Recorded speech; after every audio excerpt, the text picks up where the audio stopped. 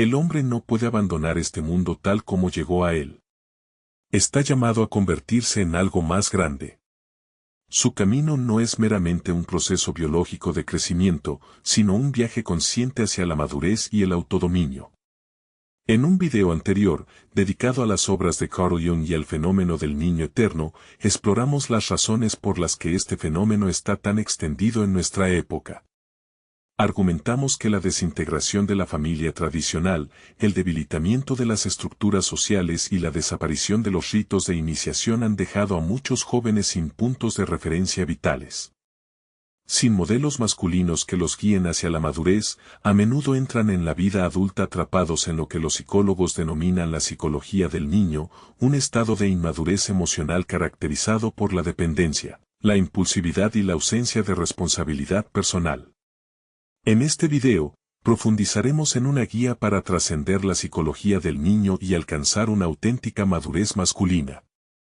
Para ello, nos apartaremos de la visión limitada de la cultura occidental moderna, en la que la masculinidad es a menudo percibida como una cualidad tóxica o indeseable. En su lugar, recurriremos a investigaciones antropológicas, como la obra clásica de David Gilmour, Manhood in the Making, para comprender cómo las diversas culturas del mundo definen la esencia de la virilidad. ¿Qué significa ser un hombre? El objetivo de nuestra investigación es identificar las virtudes y actitudes clave necesarias para una masculinidad madura.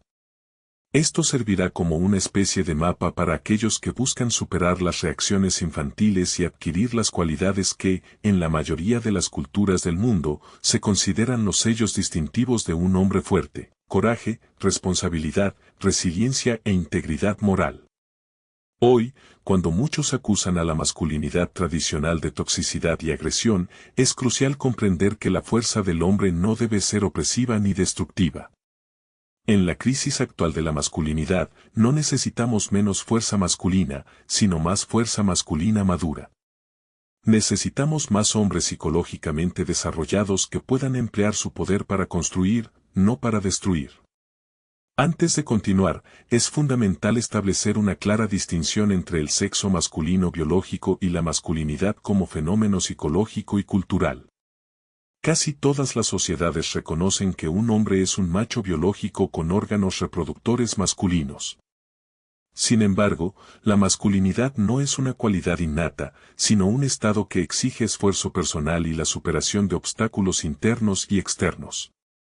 La tribu Fox de los indios americanos, por ejemplo, llama al logro de la masculinidad el gran imposible, una meta suprema accesible solo para unos pocos, aquellos que han sido capaces de superarse a sí mismos. Nadie nace hombre. La masculinidad debe ser conquistada si uno es lo suficientemente fuerte, valiente y decidido. O, como explica David Gilmour, la masculinidad no surge automáticamente a través de la maduración biológica, es un estado frágil o artificial que requiere un esfuerzo y una disciplina constantes, la superación del miedo y la debilidad. Para comprender por qué la mayoría de las culturas consideran la masculinidad como una cualidad que debe cultivarse, y no como una característica innata, es necesario examinar lo que consideran la mayor amenaza para dicha cualidad. Y, a menudo, esa amenaza no es un enemigo externo, sino la regresión interna, la tendencia a volver a reacciones infantiles, a evitar la responsabilidad y a reprimir los propios miedos en lugar de superarlos. A diferencia de la mayoría de los animales, que nacen con cierto grado de autonomía, el bebé humano llega a este mundo en un estado de completa dependencia. Su primer año de vida es un periodo de vínculo simbiótico absoluto con la madre, similar a la dependencia física del feto del útero materno. Esta conexión es tan profunda que muchos psicólogos la consideran una extensión de la unidad intrauterina, donde el infante está psicológicamente integrado en su madre, percibiéndola como la fuente de todo: calor, amor, protección y nutrición. Y la madre, en este contexto, se convierte en el símbolo de la Gran Madre, encarnando el universo del bebé. Desde la perspectiva del niño, la madre no es solo un ser físico, sino una figura arquetípica que representa la aceptación y protección infinitas. Ella es el centro de su mundo, su primera y única realidad. En términos mitológicos, Es una diosa que da vida y protege del caos del mundo exterior. Precisamente por esto, la ruptura de este vínculo es una de las etapas más dolorosas y complejas en el desarrollo de la personalidad humana. Después del primer año de vida, el niño comienza la transición a la siguiente fase de desarrollo, que la reconocida psicoanalista infantil Margaret Muller denominó la fase de separación-individuación. Este proceso implica la toma de conciencia gradual del niño de su propia autonomía, la adquisición de un sentido de sí mismo y el desarrollo de la capacidad de independencia. En esta etapa, el niño comienza a verse como un ser separado de la madre, y esta transición exige un enorme esfuerzo emocional y psicológico. Para las niñas, este proceso puede ser menos dramático, ya que su conexión psicológica inicial con la madre apoya naturalmente la formación de la identidad femenina. La niña, en esencia, continúa identificándose con la madre, lo que la ayuda a transitar sin dolor hacia la autoidentificación femenina y, finalmente, a convertirse ella misma en madre. Pero para el niño, este proceso es mucho más complejo y agonizante, ya que su camino hacia la madurez no requiere simplemente una separación, sino un abandono activo de la identificación inicial con la madre y una transición al mundo masculino. El niño debe romper simbólicamente con la imagen de la gran madre para convertirse en un hombre. Necesita superar esa voz arquetípica que lo llama a regresar al útero seguro y absorbente del amor y la paz materna. Esto es un rechazo de la protección primitiva en aras de la fuerza interior y la independencia. La feminidad se desarrolla de forma natural, mientras que la masculinidad debe ser lograda. Y es precisamente aquí donde entra en juego el culto ritual masculino. Sin esta ruptura simbólica, sin esta iniciación en el mundo de los hombres, el niño corre el riesgo de permanecer en el útero psicológico de la madre, enredado para siempre en reacciones y miedos infantiles. Este estado está simbolizado por el arquetipo del niño eterno, un hombre que, a pesar de su madurez biológica, nunca logró liberarse del abrazo materno. Carl Jung describe este estado como la sumisión al espíritu de regresión, donde el hombre renuncia al rol masculino e intenta volver a formar parte del mundo materno, sumergiéndose en un estado infantil de dependencia. En sus términos, esto se manifiesta como un matrimonio incestuoso simbólico con la madre, una incapacidad psicológica para liberarse de la imagen materna, que impide la maduración y la entrada en relaciones adultas plenas. Si esta situación se dramatiza, entonces aparece en la escena psicológica un hombre que vive regresivamente, buscando su infancia y a su madre, huyendo de un mundo frío y cruel que le niega comprensión, escribió Jung. A menudo, junto a él, aparece una madre que, aparentemente, no muestra la menor preocupación porque su pequeño hijo se convierta en un hombre, pero que con incansable y abnegada diligencia no omite nada que pueda impedirle madurar y casarse. Se observa una secreta connivencia entre el hijo y la madre, y como cada uno ayuda al otro a traicionar la vida. Esta dependencia, en esencia, constituye una muerte simbólica para el alma masculina. Conduce a la pérdida de la masculinidad, a la renuncia al riesgo, la responsabilidad y la autodeterminación, transformando al hombre en un niño eterno, incapaz de afrontar los desafíos de la vida real. A lo largo de milenios, las culturas humanas desarrollaron complejos rituales e iniciaciones para ayudar a los niños a transitar este difícil proceso de la infancia a la madurez. Estos ritos simbolizaban la ruptura con la madre, la superación del miedo y la adquisición de un nuevo yo masculino. Eran esenciales para que el niño pudiera convertirse en un miembro independiente y responsable de la sociedad, dispuesto a proteger, crear y liderar.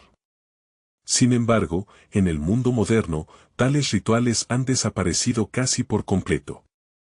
Muchos hombres entran en la vida adulta sin haber completado esta transición simbólica, permaneciendo emocionalmente ligados a la madre, sin aprender a enfrentar las dificultades ni a asumir la responsabilidad de sus vidas.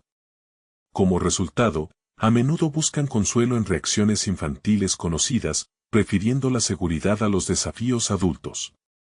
Algunos hombres, aunque logran escapar del útero psicológico materno, caen bajo el dominio de otro patrón de comportamiento destructivo.